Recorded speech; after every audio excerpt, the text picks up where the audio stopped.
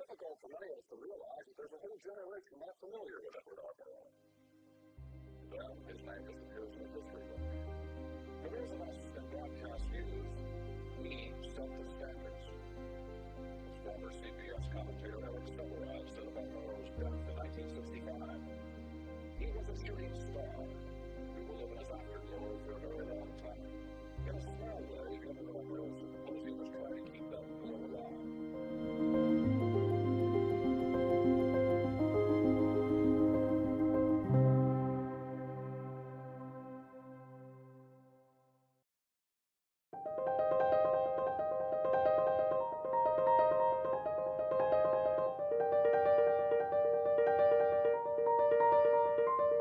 Ladies and gentlemen, Mr. Eric Severide. It's my first time here in Pullman. I think largely because it's a damn hard place to get to. I believe that Ed would feel that the real truth is, in this country, we have no alternative except trust. And I think one thing he hated very much, and that is this business of looking upon other human beings as symbolically and categorizing it. See, by that little mental exercise, you dehumanize your enemy. Let me remind you that the journalism of his day, not so long past, left room for an occasional touch of humility and self-doubt. Murrow could be, and on occasion was, the unsheathed sword of righteous indignation. But he saved that sort of thing for particularly loathsome targets. That's something for us to remember as reporters. So many of us feel in some way, we nurture this myth that, in a sense, we're all still auditioning for Edward R. Murrow, for a man who really didn't need to enunciate standards because he embodied them.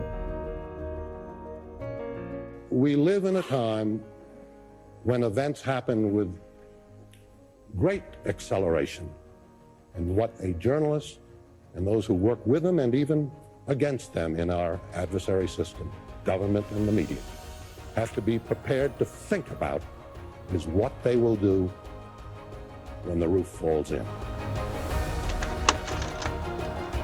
I believe that the norms and habits of television news now threaten to undermine our collective ability to respond as a nation to the most serious problems we face.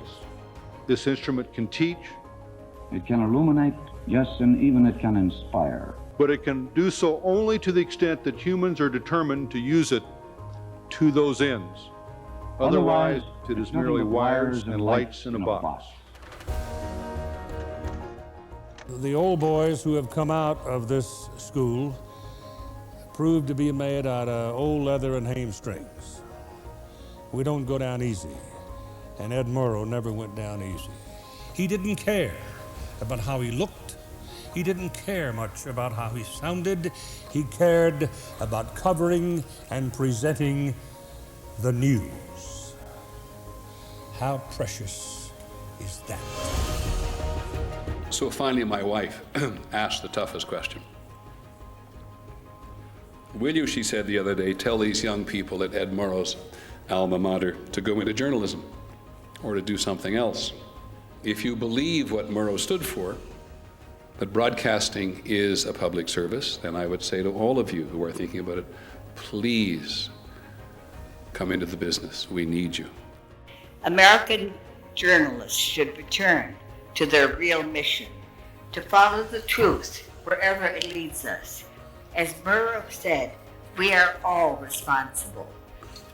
Nothing can replace the need to be there and to see with your own eyes the role of the reporter. And I'm hopeful tonight that there are some future Murrows in this audience, armed with bravery, a nose for truth, and an internal Geiger counter tuned to register malarkey. Believe me, you aspiring journalists, you will need it.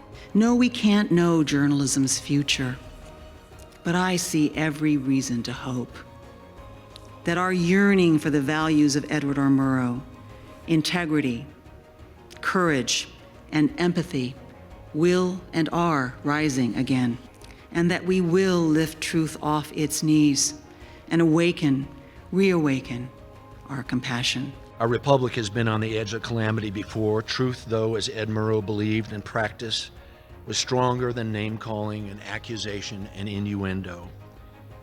And while we have allowed others to define us, ours is still an honorable profession, but only if we insist to make it so.